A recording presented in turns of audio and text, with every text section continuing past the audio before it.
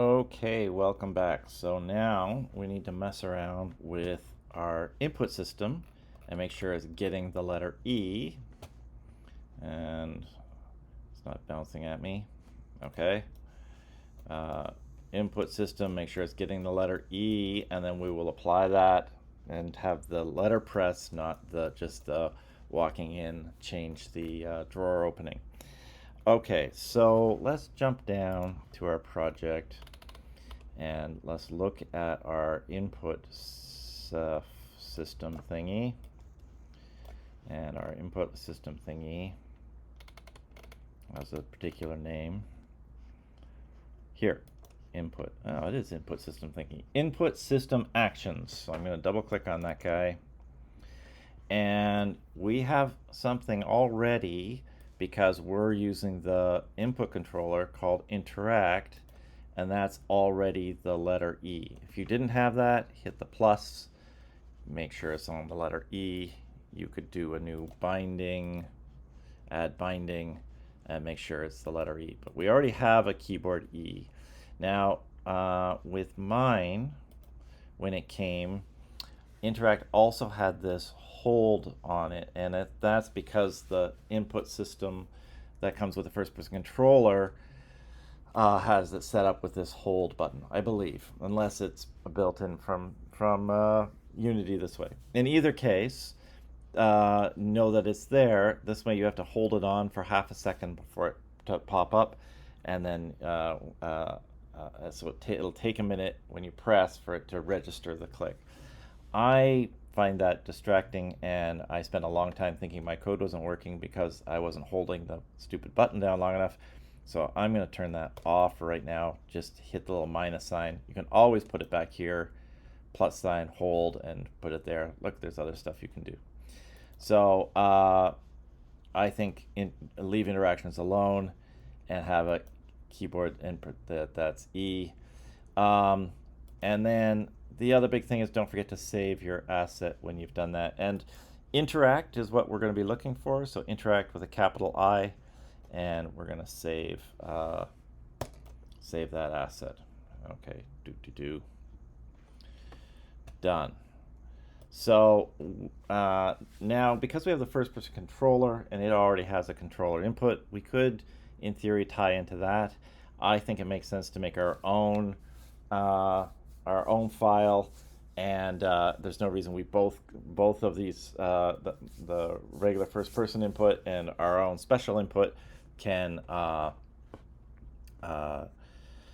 access the same file. Oh, the other thing you want to make sure you have here, click on your input system, generate C++ class, and apply, and it generates the input system C sharp folder that that you need to be able to for the code to access to. So if it's not working, make sure you've clicked that generate class and said apply, and make that happen.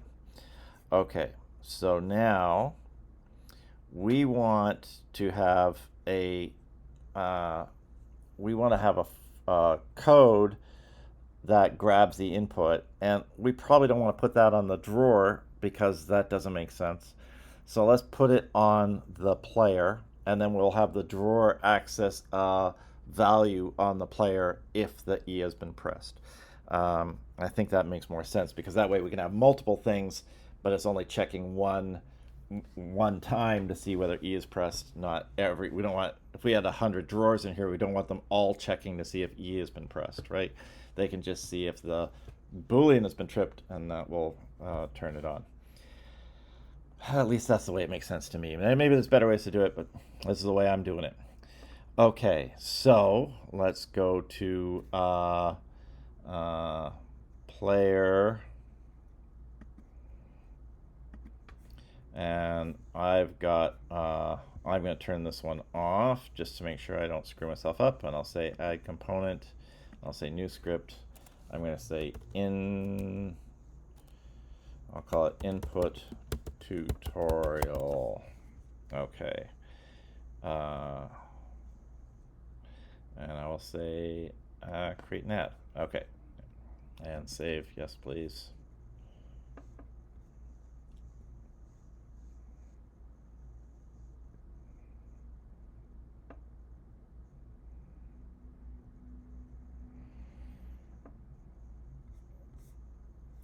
Okay, input tutorial. Now I'm going to go here, and what do we want? We want to be using the input system, and so for that we have to make sure we're. This is the hardest part. Is just remember to do this. Unity engine dot input system. Capital I, yes. Okay, phew. Okay, we've done that. That's the hardest part. Now we want a couple things here. We can delete this bad boy. And we can say on, say public input.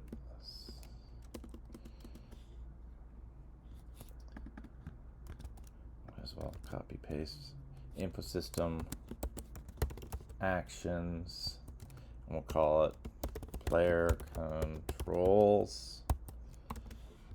And then instead of start, let's have on enable. So it happens no matter what. And we'll say player controls equals new input system underscore actions parentheses, and we will start it player controls dot enable. And then while I'm remembering that,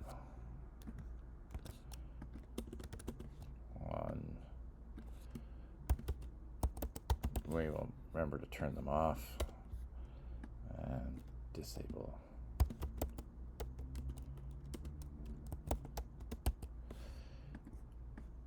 Okay.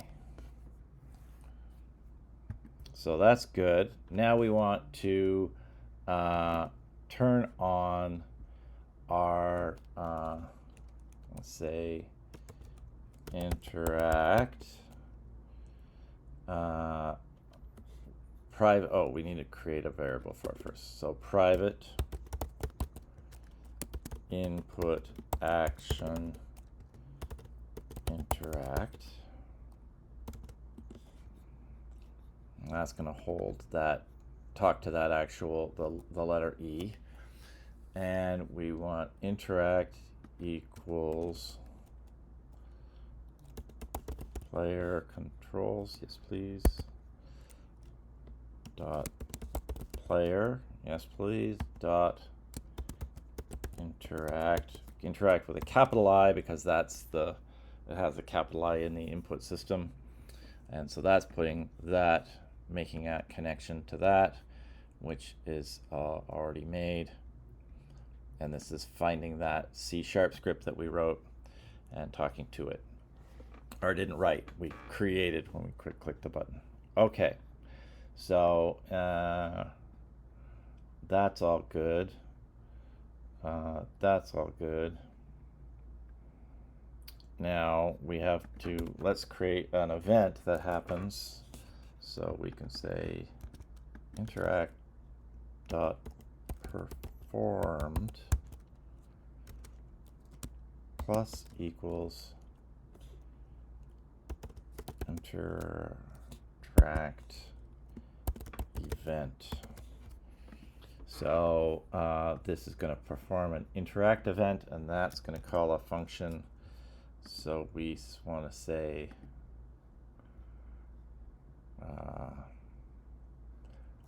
there's no reason to have an update, right? So we can call this private void interact event, and then this is input action dot callback context, and then context. Thank you. that look right? Callback without the B, context, input, action, dot callback, context. Yes, okay. And this guy, let's say debug.log interact event. Okay, sure. So now it should, when I press the letter E, give me this, give me a little message.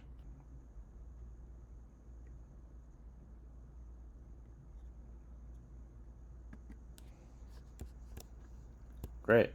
Press the letter E, interact event, interact event, interact event. Fantastic. Okay, so now we have a script running on the player that's catching when you press the letter E, but we need a script that's on the, we need the drawer, we need that pressing to trigger the drawer. Yeah, I'm not 100% sure what the best way to do this is, but it makes sense for me to make a public variable that is easy for the drawer to see. And so my suggestion for that is to use something called a public static variable. And so we're going to say a static public bool ePressed. We'll say it's false. So public static means that all we have to do is have the name of the file, name of the script, and then the name of the variable, and any script should be able to see it. So we don't need to git component or any of that stuff. We can just grab the script and it will be there. It works great for if you have multiple game objects, that if you have a public static variable on that, then there's only one variable for all of the game objects if they all have the same code running on it. So, but in this case, it just is going to make receiving that just a tiny bit easier. So you might as well use it, I think, anyways. And so here we want to say if it's been pressed, we'll set it to true. Okay, so ePressed should be true if it's true. Now let's go back to our drawer opening tutorial. Now we want to have a Boolean here. If we walk into the zone, let's make a Boolean that knows we're in range. So let's have a private bool in range. Why not? Let's set it to false. And then if we have here, we'll set it to true. And for out of range, we'll set it to false. Okay, that all makes sense to me. So we're in, and now we can just check in update. We can check if in range, and we want to check that variable we made. So we can say input tutorial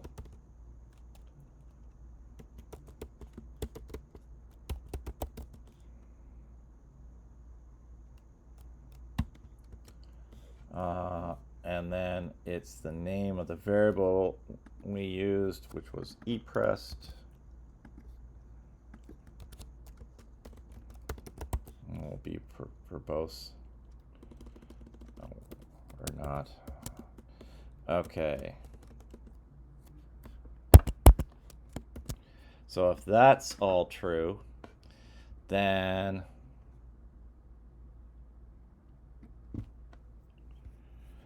we can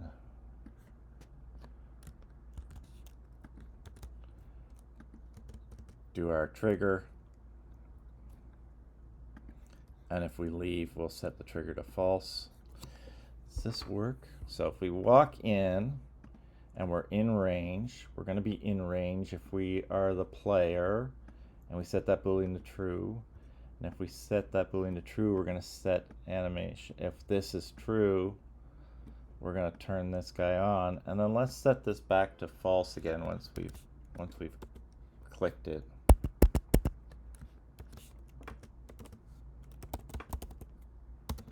So that's ready for us to press again. And just to be double sure here, let's set this to false when we exit the collider too. Just in case something is pressed, but you're still double clicking your press or something. Just make sure, double sure to debounce that. Does that look input tutorial? ePressed equals false. And if it's true, then we're going to set the trigger to open. Okay, I think that all looks great. Let's go back here and we'll see what happens. Well, the name input tutorial does not exist in the current context. And is that because I made a mistake? That might be because I made a mistake. I did. I made a typo. Oh no, I'll fix the typo all the places. I made the typo. Int put. Oh well, we'll live with it. Okay, that's embarrassing. So just make sure if you spell the file wrong, just make sure you spell it wrong when you reference it. Okay, let's go back here. We'll see whether this. Okay, it cleared up that error message at least.